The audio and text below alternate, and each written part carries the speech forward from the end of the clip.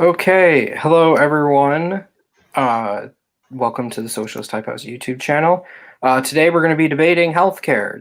We're going to be debating single payer versus laissez-faire healthcare. I am Jonah, and I will be partnering with Hungry Rye of the Socialist Type House. And today we will be debating two members of the right wingers on TikTok, Josh and Mike. Say hello, guys. What's up? What's up? My name is Mike. Perfect. So, just a little background info for this debate. As I said, this will be a laissez-faire versus single-payer debate.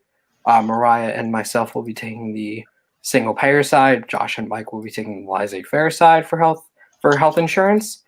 We're planning on letting the debate run for about 50 minutes, and then towards the end, we're going to do about a 10-minute Q&A where I'll be displaying questions on the screen from you guys, and we will be answering. As usual with the questions, you can direct it at a specific person or multiple people or all of us. And please make them questions. I will not display them if they are a statement. And also, don't be dicks. Guys, any last words? No, I think we're good. Okay, so without further ado, Josh and Mike, we decide we'll let you guys go first with your opening statements, if you have a prepared one. Okay, yes, I did. To have a grasp on what it is that I will be debating in favor and against, I intend to illustrate the ethical and practical logic for my opposition to the Medicare for All legislation or single-payer healthcare. More broadly, I will assert my aversion and objection to state interference in the healthcare sector. I plan on discussing systems abroad. Of course, we'll discuss the U.S. healthcare system. I'll lay out a proposal. And yeah, I think that's it. Okay. Mariah, I'm going to handle the opening statement if you don't mind. Yep. Okay, so hello everyone. My name is Jonah Cole. I'm with the Socialist Type House today, taking the single payer side in this debate of single payer health insurance versus a laissez-faire approach to health insurance. We have a few contentions as to why we believe a single payer system is more effective and should be the choice of health insurance for the United States. The first contention being that single payer systems have historically been the most effective method of providing universal health insurance, which should be the goal of any nation's system. Our second contention is that laissez-faire healthcare has almost never proven to work historically. And our third contention is that laissez-faire health insurance will inevitably lead to consolidation within the healthcare industry. Okay, and when you refer to kind of the historical precedents for laissez-faire healthcare, are you mainly referring to the U.S.? No, I'm saying either in the U.S. or abroad, a laissez-faire approach to health insurance has not been proven to historically be an effective system when it comes to health insurance. Okay. Is there any specific contentions you'd like to start? Where would you like to start? So I think we didn't really get contentions for you guys, more just a plan for what you're going to do. So I would say if you want to start on our contentions, go for it. Yeah, sure, you can start. So basically, for our first contention, single-payer systems have historically been the most effective method. What we're trying to prove with this contention is that we're not going to sit here and say that single-payer systems are perfect. We're not going to sit here and say that single-payer systems don't need to be tinkered with whatsoever. We agree that every single health insurance system has its flaws. However, that we believe that the goal of any health insurance system for a nation should be to provide universal health insurance coverage, and we believe that single-payer systems have done the most effective job historically of doing that. Okay, number one, I feel like single-payer healthcare is immoral because necessities do not always equate rights. There are several necessities like toilet paper, bed mattresses, and towels that are all essential to modern-day life, but that does not mean that these are rights that should be provided and paid for by the government. Declaring something right doesn't make more of something either. It doesn't get rid of scarcity. The South African Constitution, both healthcare and housing are declared rights. The reality is that South Africa has poor healthcare and housing. To achieve more and better of something, the utilization of the free market is essential. So I've heard the Ben Shapiro talking point about South Africa, and what I'll say to that is I don't think it's fair to compare South Africa to the United States. No, and I'm not doing that in any way. I'm kind of and again, I'm not the biggest Shapiro fan, but Yeah, we kind of dislike Shapiro. I'm kind of just kind of pointing out how declaring something a right doesn't kind of, I guess, doesn't dissolve scarcity. I would argue that single payer system, we're not arguing that healthcare should be a human right. We're saying that we should implement single payer health insurance. And when you Okay. look at countries across the world that have implemented single payer health insurance, scarcity hasn't been much of an issue when you look at many of the single Well, payer yes, systems around the they've world. rationed healthcare. I'm sorry? They've rationed healthcare. Every country rations healthcare. We ration yeah, but- healthcare. Every single system rations healthcare. It's not like just because it's private, there's all of a sudden an abundance of healthcare. Well, no, the market decides.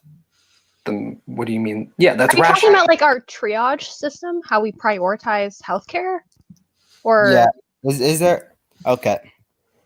is that what you're referring to? Is the triage like the way we treat individuals in the country based on necessity versus on like who's first in line or whom has the most money? Like, what do you mean by guess so. rationing? Can I list some of my objections to, I guess, Medicare for all the Medicare for all legislation and single payer healthcare? Go for it.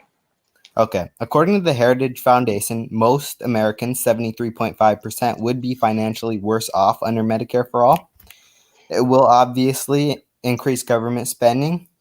The Heritage Foundation believes it will increase spending by 60%, which obviously means new taxes. All workers would have to pay a 21.2% payroll tax in addition to all other current taxes in order to fund Medicare for all. CBO found implementing Medicare for all reimbursement rates under Medicare for all would lead to longer wait times, which has kind of been the precedent overseas. Shifting the entire U.S. system to Medicare would result in an estimated 16% cut to spending on patient care provided by physicians. And Is that it?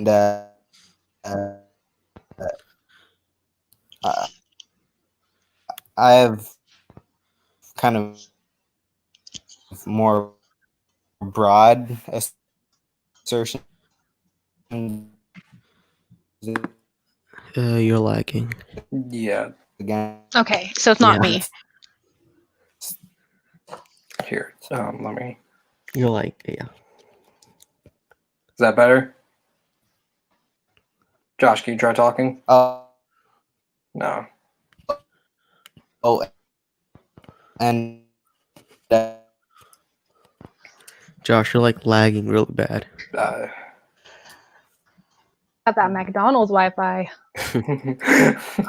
Sorry. Yeah. So I mean, I guess I'll address the points that he made before he cut out. So first of all, as far as the statistic of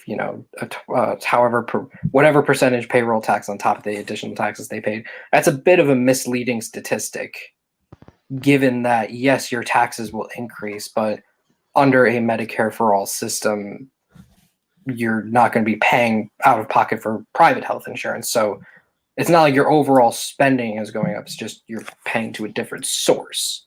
So that's the first thing. And secondly, as far as longer wait times, first of all, wait times are an incredibly difficult thing to calculate. And even if you do, I would argue that the differences are minuscule, but as far as we look at wait times, it's an ethics thing for us. So basically, in other countries with single payer, wait time is differentiated based on need. Whereas here in the US and other private health insurance systems, wait time is based on the level of plan you have, the type of insurance plan you have. Welcome back, Josh. Sorry about that. Okay, perfect. We were addressing your a point about wait times. Just to Yeah, so Okay, we what would was your argue point? that. I'm sorry? What was your point? So our point about wait times is this wait times have not crippled any health insurance system that has single payer. It's not like it hasn't been a crippling thing. Yes, wait times can increase. We concede that point, but at the same time, there are a couple of things. One, we would argue it's a minuscule increase compared to the level of universal coverage being granted and the amount of healthcare being granted, aka the level of services being granted. And B, we would argue that it's unethical here in the United States how we do wait times, because wait times here for non-emergency appointments are based on the type of plan you have rather than need, which is how other countries with single payer do it. Okay, so I guess your objection is that it wouldn't be a particular problem, I guess? Our objection is that wait times will always be a problem with any health insurance system. It's just Okay. it's just a question of how you plan to deal with it and what way. Okay. Okay. So Again, I didn't really get your points very well, but I guess I'll try to continue.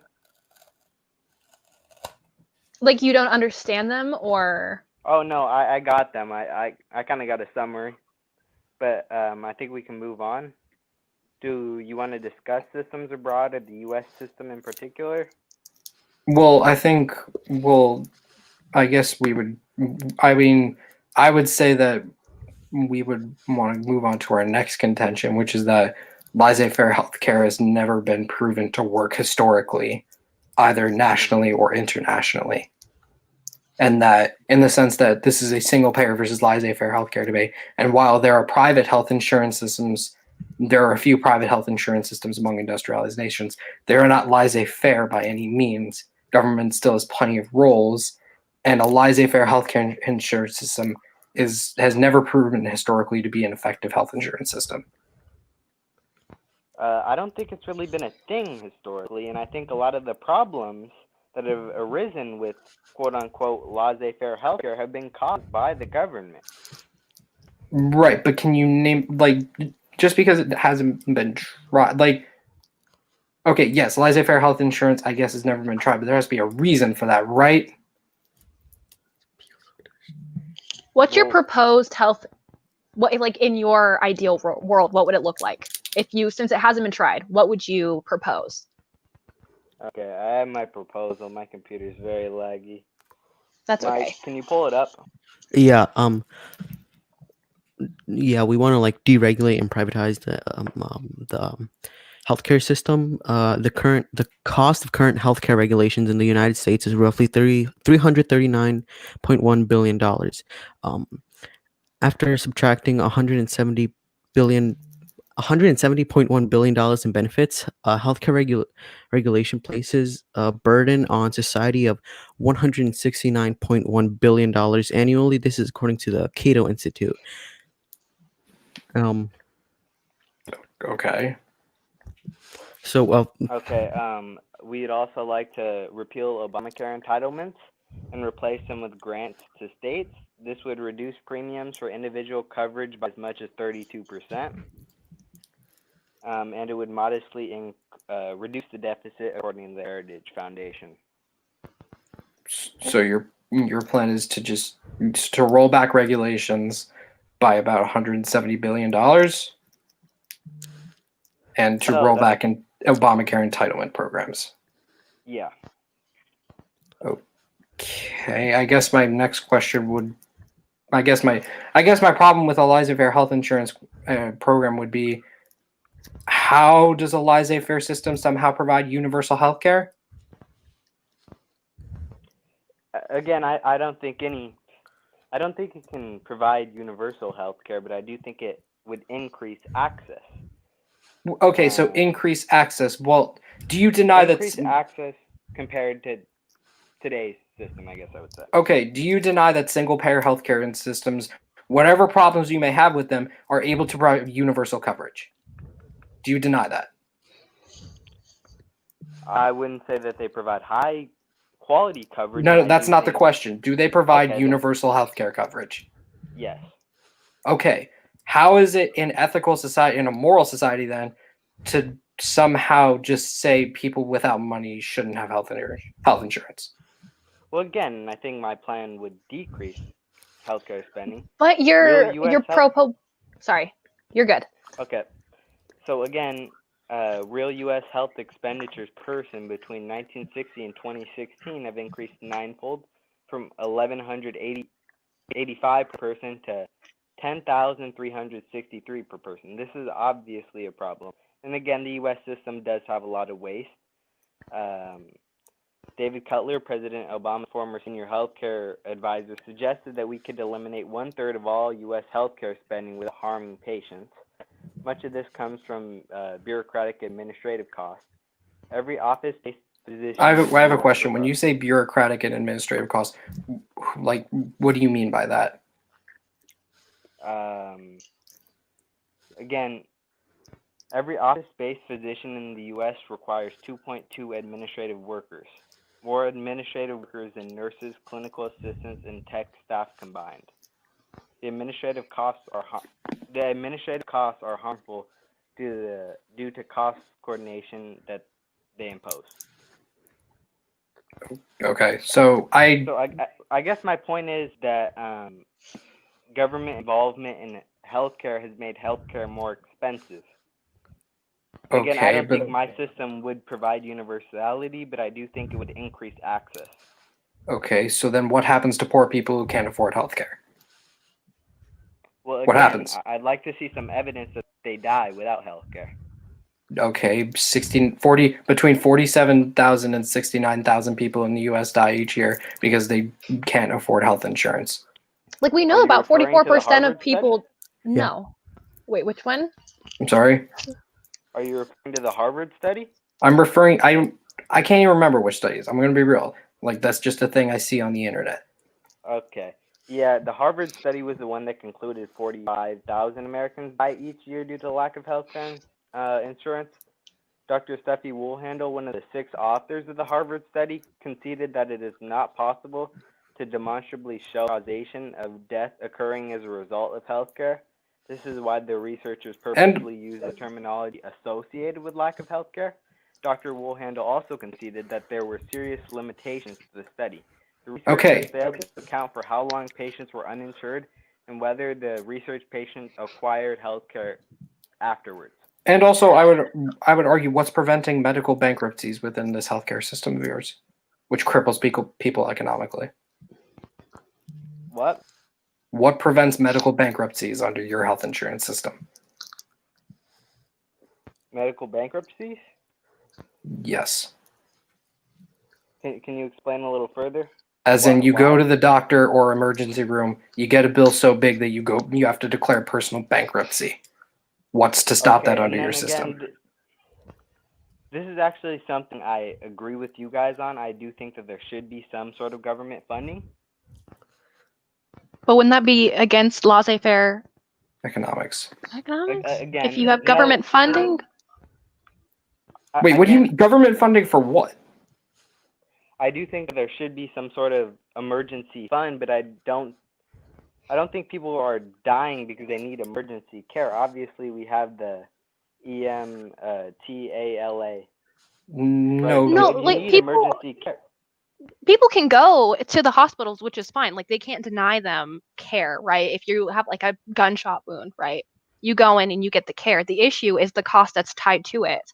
And like, even if you have health insurance, if you're to like take an ambulance, right? And the ambulance cost is outside of your network visit, which depending on, like, I haven't heard any of you talk about like the in-network aspect of privatized healthcare system, which is very limiting. How do you to consumers' choice? Yeah. How do you defend Can that? you repeat that? How do you defend networks with health insurance? Networks, as in each health insurance company has a specific set of hospitals and doctors that they declare to be in network, meaning that if you go to the wrong hospital after you've been stabbed, it could potentially cost you thousands of dollars more than it would to go to the right one, but you weren't really focusing on it because you just got stabbed.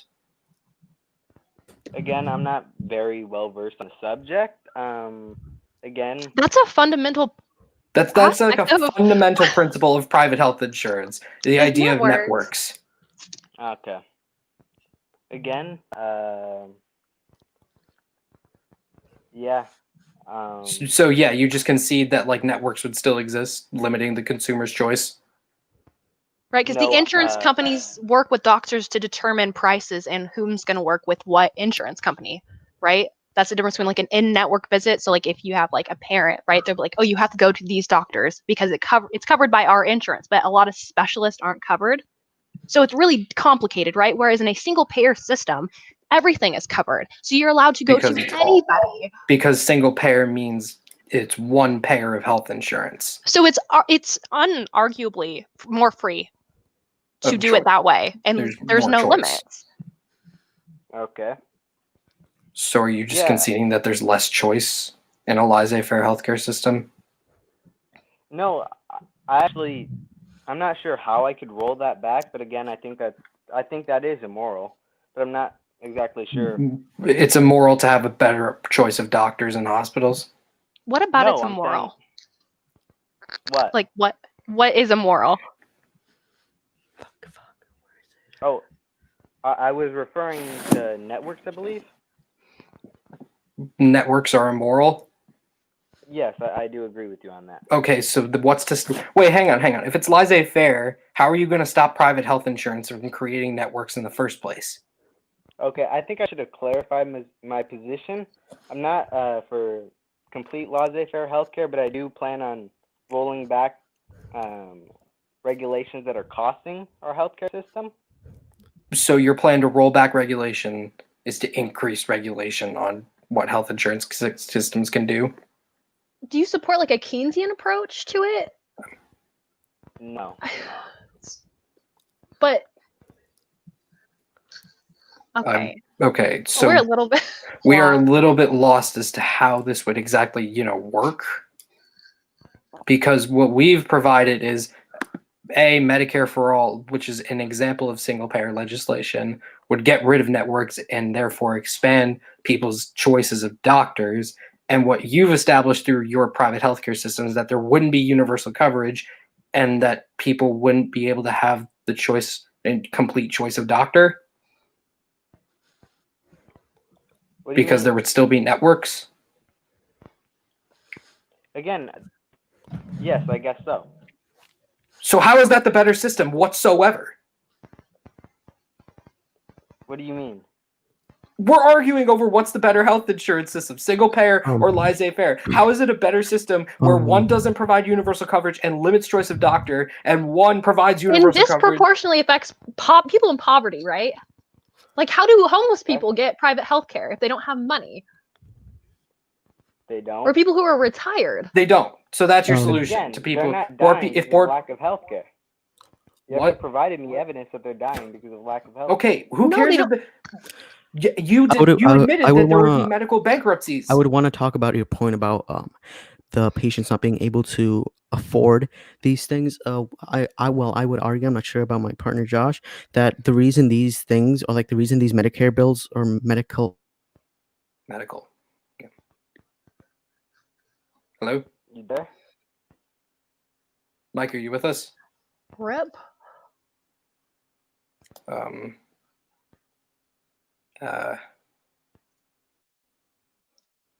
Maybe? What? Maybe? Nope. He left. Okay. Okay. Well, he said yes. Wait. Okay. Hang on. Yeah, hello. Yes. Okay. You cut out there Okay. for a second. I'm not sure if my partner agrees with this, but I would argue that the reason these medical bills are so high is due to government intervention in the healthcare market. For example, like EpiPens. There has been an increase in artificial demand and a decrease in allowed supply. In 2013, things like price fixing as well. In 2013, Congress passed an availability of epinephrine law that incentivized schools to stock up on EpiPens. Additionally, 10 states now require schools to stock EpiPens. The government has practically given EpiPen a monopoly of coercion. Okay. Wait, hang on. You talked about price fixing, right? I'm going to talk about that later, but right now I was you're going to Okay. talk. I was Okay, wanting here's to my talk about question. EpiPens. In your ideal system, it would rely heavily on competition. Yes, I would assume. Yes. Yes. Yes. How do you plan to stop consolidation within the health insurance system in a laissez-faire system? Sorry? Do you agree that consolidation, aka oligopolies and monopolies, hurt the consumer? Well, I think it depends on what type of monopoly you're referring to. If you're referring to a monopoly of efficiency, no, I don't. But I do believe that government causes monopolies. The Government FDA causes is monopolies. So in the Industrial Monopolies of Revolution, coercion. in the Industrial Revolution before Teddy Roosevelt and the Progressive Era, that's what caused monopolies. The government intervention. I'm pretty sure they were given subsidies by the government and bailouts. Okay, so you're blaming the entire consolidation of Standard Oil, J.P. Morgan, and Carnegie Steel It on was the also government. it was also formed by competition, but they also received government bailouts and subsidies, which was not real free market capitalism. Okay, so are you arguing for free market laissez-faire healthcare system or not? Because you're giving very conflicting answers here. I guess we'll clarify that we would like to deregulate the healthcare sector. You would like to deregulate the healthcare sector. Yes. Like Okay. cut back on Medicare and Medicaid. But how do you address the idea that when it comes to medicine and medical, like healthcare in general, there is an inelastic demand. Like there's only so much like that people can demand from it, and the people will still pay the price, which is why people are still paying so much for insulin because they need it to survive. So why, like, What gets rid of inelastic demand in your system? Well, Sorry. again, Continue, sorry. Mike, what? Continue, sorry, my Were you bad. saying something? No. Can you repeat what you just said? Our question is the concept of inelastic demand is that with any good or service that's a necessity, there can only be so much of a demand. Mm-hmm. do you need an example? Yeah. So you know, like gasoline specifically, like you only fill up so much in your car. People take the same routes pretty much every day, unless like on a rare occasion you go on a vacation. So there's only so much demand for gasoline, but yet people will still have to pay it, right? And sure, like people can change their routes for getting gasoline, whatever, but like the price, you can only do so much with it. Like people are still going to get the same quantity of gasoline and they're going to pay for it regardless. Well, again, there's still competition.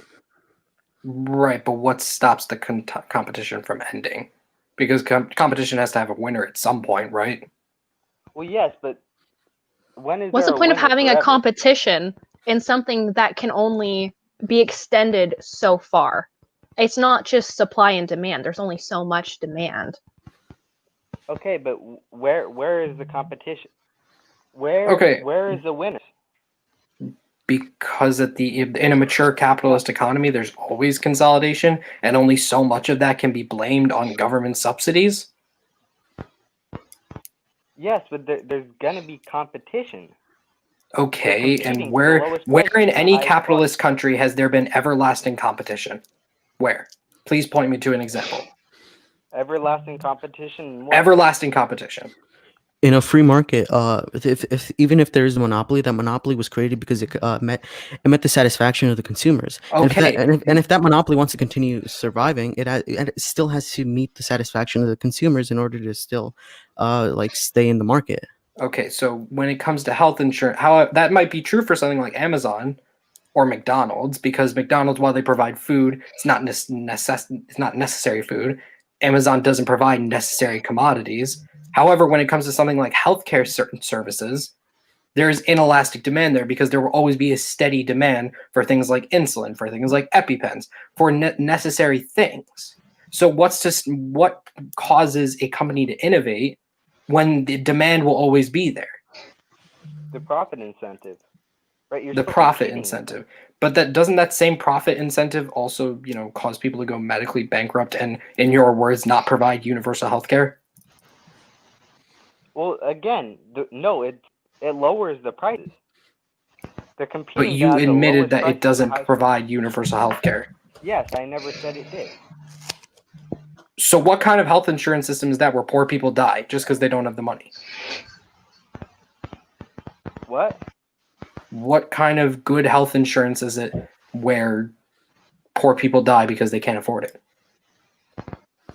Again, like Or I poor said people go earlier, medically bankrupt because they can't afford it? again, prices are dropping. With competitions, prices will drop, but the government involvement in healthcare has caused prices to go up. Okay, and at the same time, when you look at countries with single payer, when you look at countries with single payer, they are able to have stellar economies. They're able to provide universal health insurance, and they're able to do all these things and provide universal health Can insurance. you give us a specific country? Okay, things like, let's look at a country like England or Norway. Two different single payer health insurance, both relatively steady economies with similar rates of industrialization, both not Okay, on the verge of let's collapse talk. by any means. Okay, let's talk about. I'll start with the UK. In the UK, unlike M4A, unlike what Medicare for All, It's which is the new nationalization of the health supplementary, insurance system. Yes, we realize it's supplementary nationalization. coverage is what? But it's nationalization. Yes, we realize. Yeah. Okay.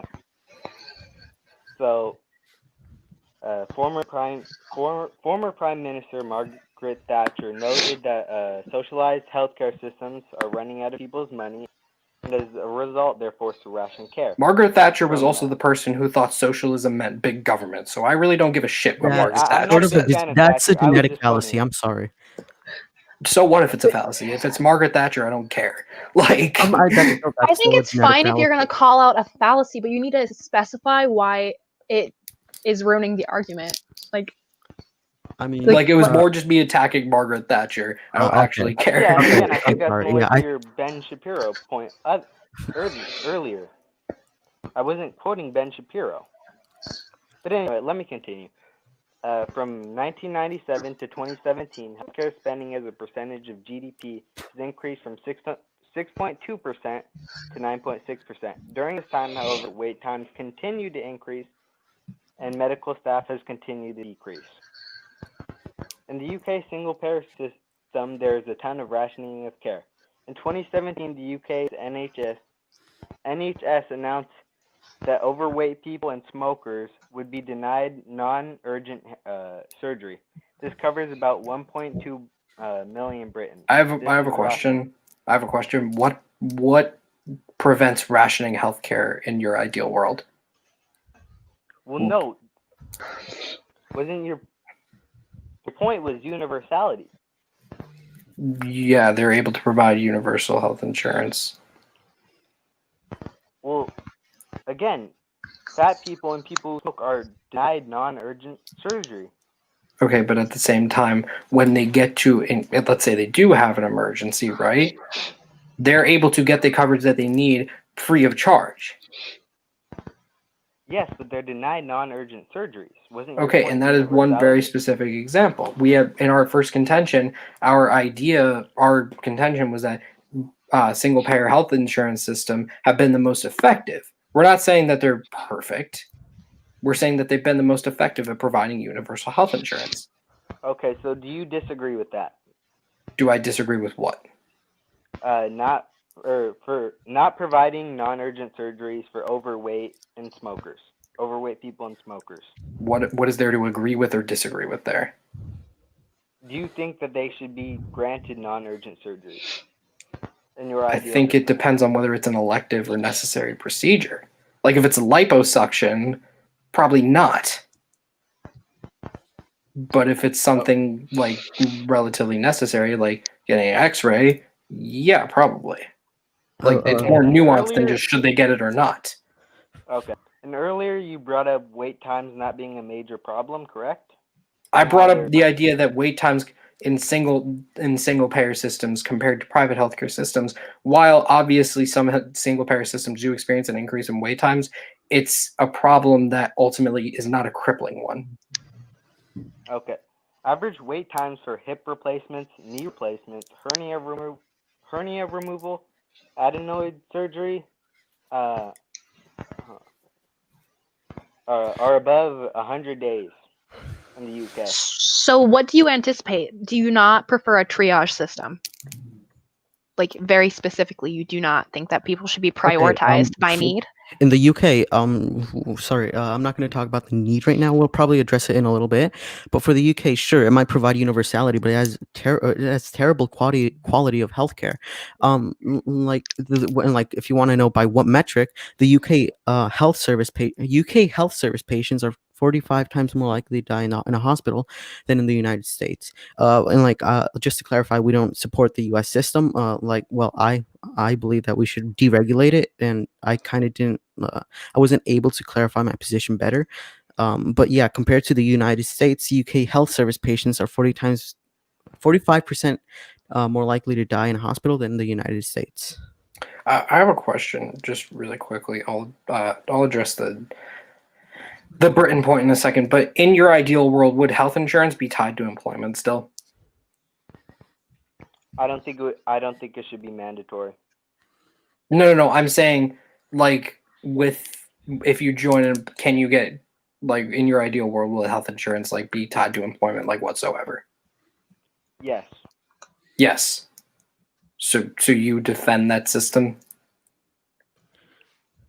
Like, what do you mean? Like, as in, like, yeah, okay, I think I know what you're talking about, but like if the government forces businesses to provide healthcare, I don't believe What? so. Or No. sorry. I'm saying, like, private, like after World War II, businesses started, like, when you joined a job, part of the package would be health insurance. Like, do you believe in that system? Like, do you think that Yes, system is I do, good? but I don't think it should be mandatory. Yeah. Okay, that's not my I think question. there should be an opt-out option. Okay, I so think it you should be believe allowed, that. but I don't think. there So should you be an believe that a opt-out option. system where health insurance can be tied to employment is a fair system. It Yeah. can, yeah. What But happens if I do think there should be an opt-out system. Okay, you think there should be an opt-out system? Yes. What if a job doesn't offer an opt-out system? Or an opt-out option. Okay, what if a job doesn't offer an opt-out option? Well, why wouldn't they? Because maybe they just want it to be part of their package. Maybe it's how the company does business. Who knows? But Well, what then you happens can- if a job doesn't offer an opt-out option? Again, I think that's immoral, but I think you consider that when you take the job. Okay, so my point is, what happens when the unexpected happens? As in, what happens if a Great Recession happens? What happens if a pandemic happens? What happens if all these things happen that create massive spikes in unemployment? How do you defend a health Didn't insurance the system? U.S. government in this pandemic like close down a lot of businesses? I'm sorry? Didn't the U.S. government close down a lot of businesses during this pandemic? Out of necessity, yeah. I don't believe the government should like force Okay, businesses. what to happens close if a down. Great Recession happens? A recession?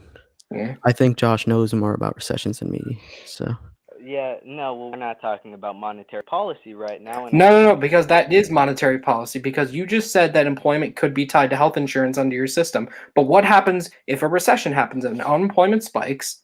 What happens then to those people who lost their health insurance because of something they couldn't control?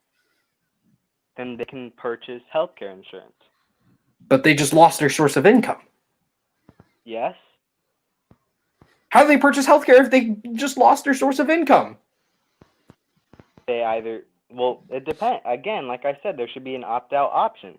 I don't think it, So you're going to mandate businesses to have an opt-out option. well, why do recessions happen in the first place? It's a natural Well, my friend- byproduct of capitalism.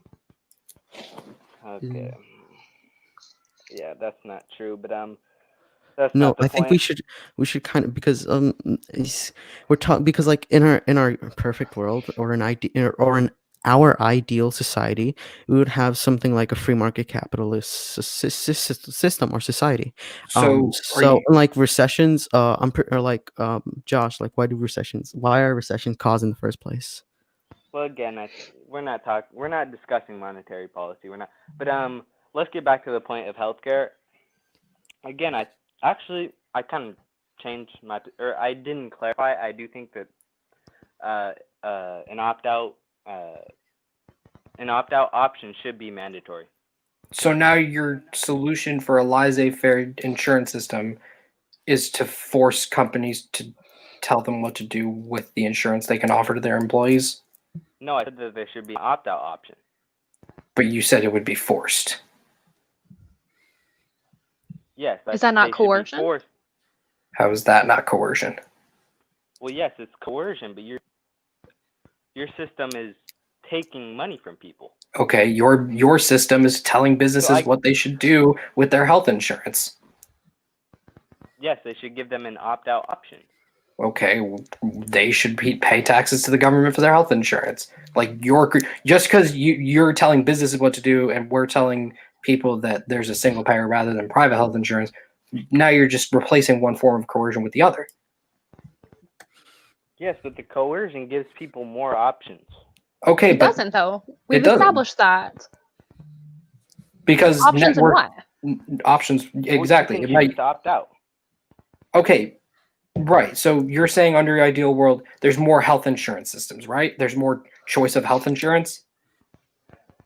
No, there's more choice of what people can do. With what? They can With choose. what? Well, they can choose whether or not they want employer-provided healthcare service. You think that's a better option than being able to choose which doctors you can see at any time? Is just which employer is going to offer you insurance, which is going to have really hyper-specific network, like in-network options, versus having a system where everything is covered and you can select any doctor that you want, and you don't have to go through all the loopholes to see if any procedures are covered by your in-network. I don't understand like your moral framework around what is ethical and what's unethical at this point. I'm very lost. Well, again, wait, can you hear me? Like, do you concede the idea that networks would be a thing under your health insurance ideal world? I think that they would, yes. Okay, how is that ethical? What do you mean, how is it ethical? How is it You ethical show- to tell people which doctors they can and can't visit without having to worry about thousands of dollars in fees? Well, they decide. They decide with their healthcare insurance. They decide what healthcare plan to. But they can't decide what their doctor is? Yes. Well, again, when you choose your healthcare plan, you take that into consideration. Okay, what if you don't know what doctors are in network because it's very specific and very minuscule what It doctors seems are. very like so much extra work to go through that and to hope like, oh well, maybe this employer will have it, so I won't have to purchase my own insurance because my employer might have it. And like, if you quit your job, then you're gonna have to apply for other insurance, which there's time limits, right? Usually with insurance, it can take anywhere from like 3 months to a year for it to completely go through. And if you switch jobs or anything, how is that better than having a single payer system where you don't have to worry about any of that?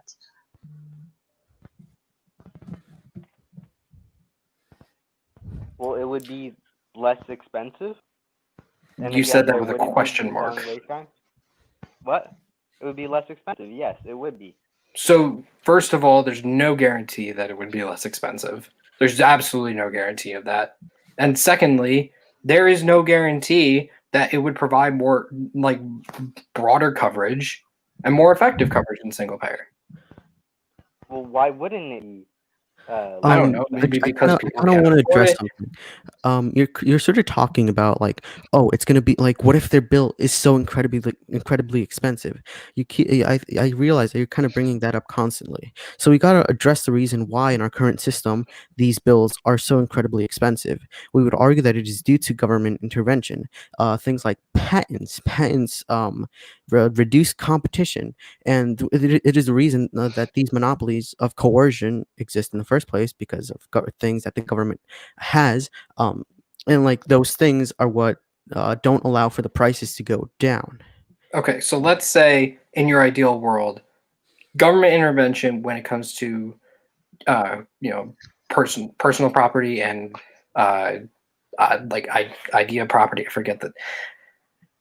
Let's say patents are getting rid, and all those copyright things are gotten rid of, right? Now there's competition. Yes, that is What the reason keeps the why our competition? current system.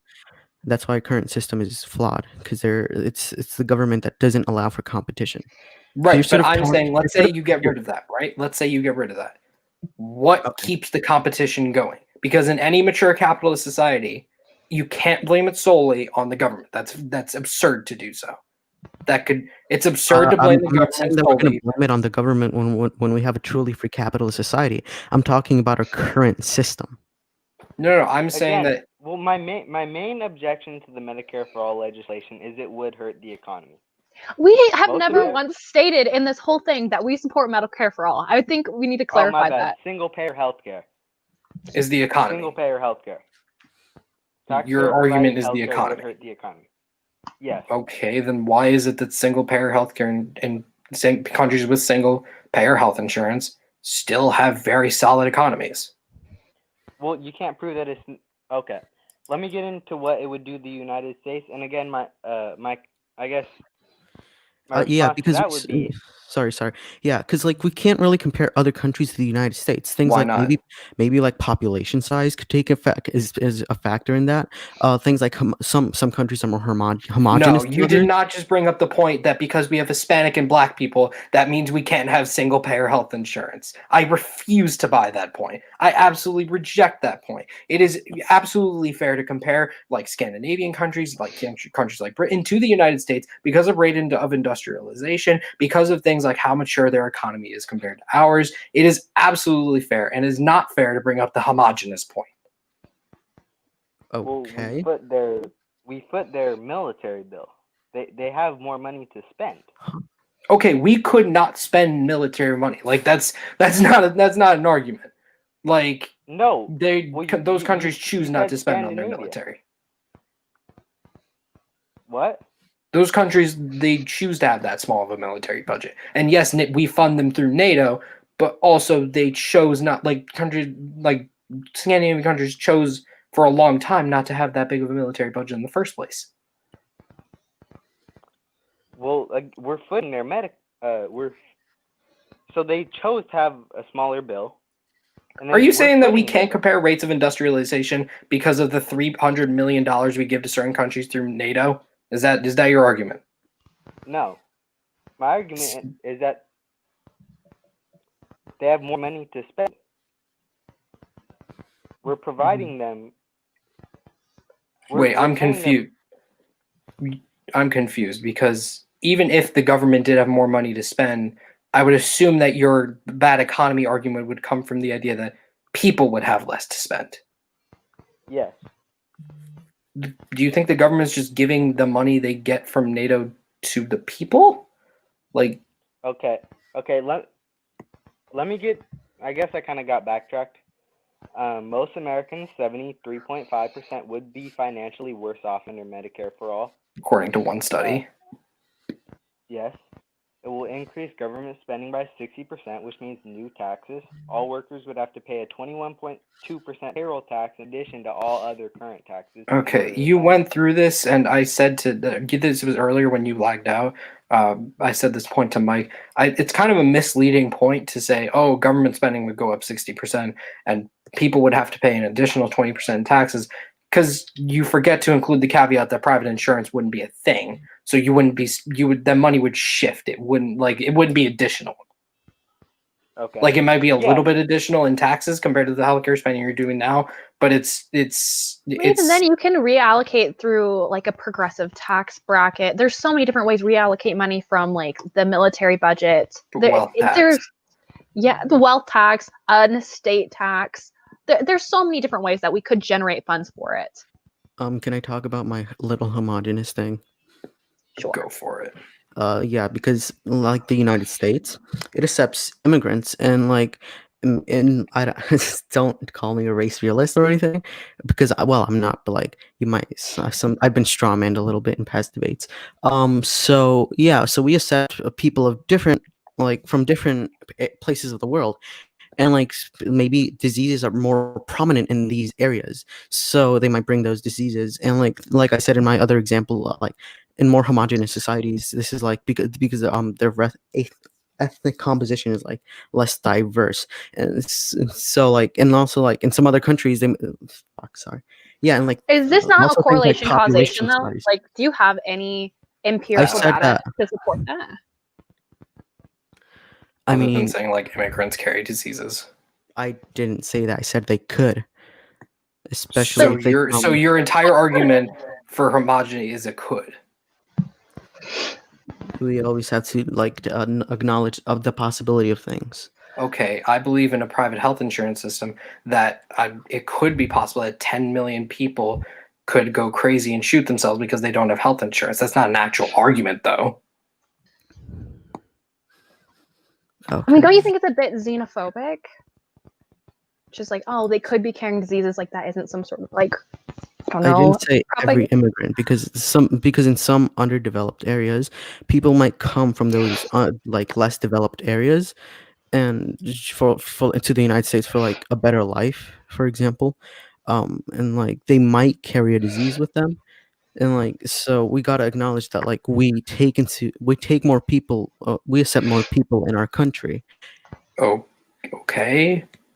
Like those people also pay taxes to fund systems. Like this isn't a thing. Like Brexit was founded on the idea to stop immigration, right? Immigration wasn't crippling Britain's healthcare system. Like this really isn't an argument as to for the viability of single payer. I'll redact my homogenous point, but like also Thank you. sorry, yeah. But like also things like sorry, what was the point that you were talking about to Josh? Sorry, my bad. I was just saying that when you talk about government spending and in each person would have to pay so in taxes, I would urge you to include the caveat of but also you're not paying for private health insurance anymore.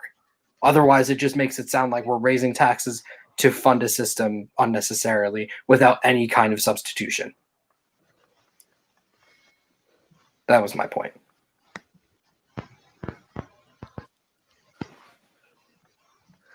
I guess we'll kind of concede to that we lost to like defending our own system.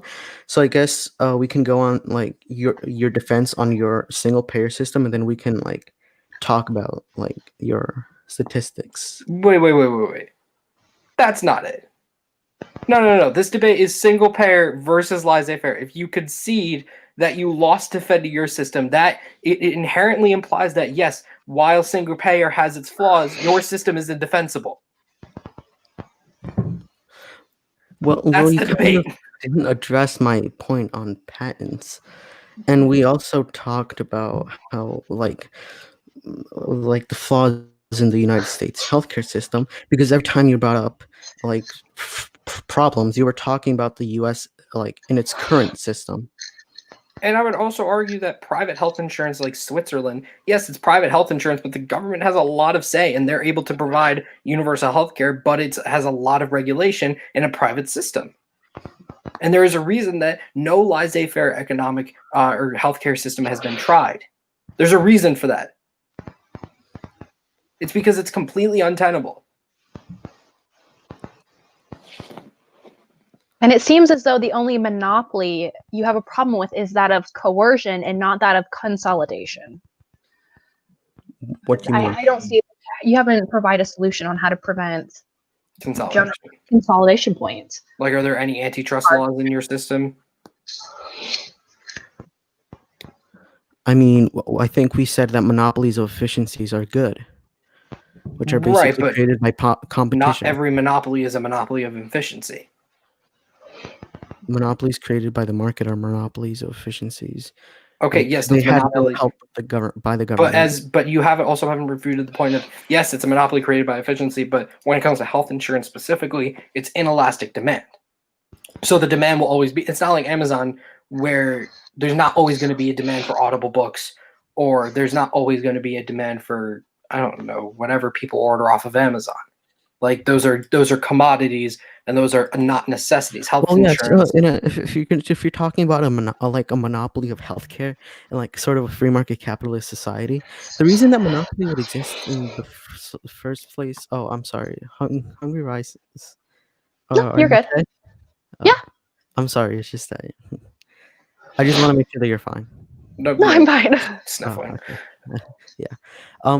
So like in a free market capitalist society, the reason these monopolies of health or the monopoly of healthcare would be created is because that healthcare or that business what is it called? Um, Insurance system, Insurance insurance company. company satisfied the needs of its consumers, and if that monopoly wants to continue running, it would have to still satisfy the needs of its consumers. So we would argue that even if a monopoly of healthcare exists in a free market society, we wouldn't say it's bad because it was created because it satisfied the consumers. Okay, so if it's a monopoly, that means there's almost no other competition, correct? Yes, but they still have to keep their prices relatively low or else they'll go out of business. But if it's inelastic demand and the demand will always be there, what's to stop them from raising the prices and the consumer can't really do anything about it because the demand is inelastic? Well, competition will. Competition, but you just conceded a monopoly would form. Yes, What's the and competition if there's a in a monopoly? monopoly, there could still, if there's a monopoly, there could still be some sort of competition. Another person can still create another insurance company. Nothing is what's to stop- stopping it. from them. What's to stop them from buying it out? Nothing. Of course, but if like in the competition thingy, if that monopoly still wants to continue and that insurance company refuses to be bought from that company, that monopoly will have to lower its prices. I think you're really overestimating how powerful a small business, especially when it comes to something like health insurance, can be compared to a monopoly. But yeah. I'm gonna Yeah, I'm well, go- yeah, and in the monopoly, or if somebody has a monopoly on healthcare, and a new insurance company is like formed, and that hypothetically speaking, that insurance company doesn't want to be bought out, that monopoly has to lower its prices in order to like get the most money. has to. So let's say there's another theme park / entertainment company that's trying to rival Disney. You're just saying all of a sudden Disney now has to drop its prices. Disney all of a sudden now has to come up with a whole new wave of innovation apart from what they're Okay. doing already. They I'll wouldn't use have the example of flight or air travel. When frequent flyers rate, what's it called? Oh, my brain's dying. When frequent flyers rate airline companies, they usually the top 5 from a study I found, none of which were major airliners, because they're giving away the quality of care in order for decreased prices or increased access. So you're giving something up. You can't have a complete monopoly. But there's always going to be competition. Right, but my point is that A, we're not even talking about the worker side of it. But B, there is nothing preventing, like, yes, there can be competition within monopoly, but the more likely scenario is that it's not a monopoly, A, it's an oligopoly. That's the first point. So it's multiple companies. And B, without any kind of regulating body or antitrust laws, there is nothing to stop price fixing within the companies. There's nothing to stop collaboration within these companies, which ultimately keeps prices fixed. Because Okay, it's an so- inelastic demand. It's not Okay, simply Guys, I'm gonna stop us there. We're about at a little over the hour mark, so we went a little longer than we planned to. I don't mean to be rude, but I think we're gonna stop the debate there because we've been going for a while now. I'm gonna now open it up to the audience for a Q&A. As usual, try to direct the questions at one or multiple people and make sure they're actual questions. Otherwise, they will not get displayed on the screen, and make sure they're somewhat serious. So I will wait for this to back Oh, hurts. my feet are so cold and it's really disturbing. I've been sitting. Stretch out my spine. Today's Saturday, isn't it? All my days Yeah, are tomorrow's blurred football together. day. Are they? I saw that they were playing, but they were like wearing masks, like the coaches. Crazy. Here. This is from Snakeless One. Question from Mike. You do not really believe we can't have single payer because of immigrants, do you? That's kind of a straw man. I really never said that. And I Okay. think I also kind of redacted my point on like the homogenous thing. So Okay. This is from Rami excuse me if I pronounce it. Rami El Wakil. Thoughts on Singapore type healthcare system. So I'm fairly sure I don't actually know what it is, to be honest, but I think I saw someone up in the comments earlier talk about it was a 2-tiered system. So does anyone want to talk about that? I About think two tier. It has like a small population size or something. right, but I Like, is think my problem with the two-tier system is it inevitably decreases the quality of the public care available for everyone, which is disproportionately impacts the poor. That would be my problem with a two-tiered system like Singapore or Australia. Okay, let's keep them coming. We'll do this for about 3 to 5 more minutes, I think, and then Holy. thoughts on social democracy. Kind of like not. I think based, social, it's fine. it's fine. I think in our way, it's like one of the only ways of like perpetuating a capitalist country in a way where it won't have enough contradictions to collapse upon itself. But that's just our opinion. This is Snakeless One again. Question for the right wingers: thoughts on Keynesian economics? I mean, he's lagging. Josh, you want to take it then?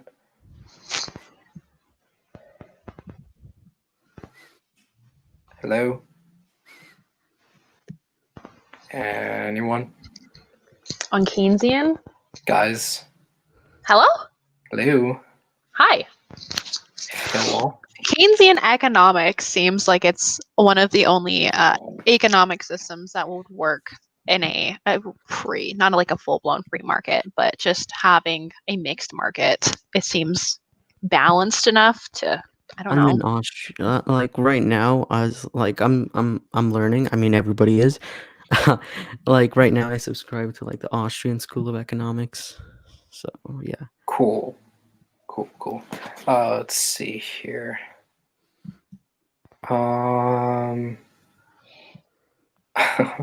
Let's see here. Why is every man in your hype house overweight? It's just not true. You've never met Thomas before, have you? Thomas is like a skinny little Our noodle boy. thing. Thomas is like a skinny little twig. I think that'll be it for tonight. Guys, thank you so much for doing this. Thank you so much for being part of this debate. And this will, for the audience, this will be up on our YouTube channel and like probably tomorrow morning. So thank you guys for coming on here. I loved the debate, really good conversation. And that'll do it for us here at the Okay. Socialist Type House. See ya.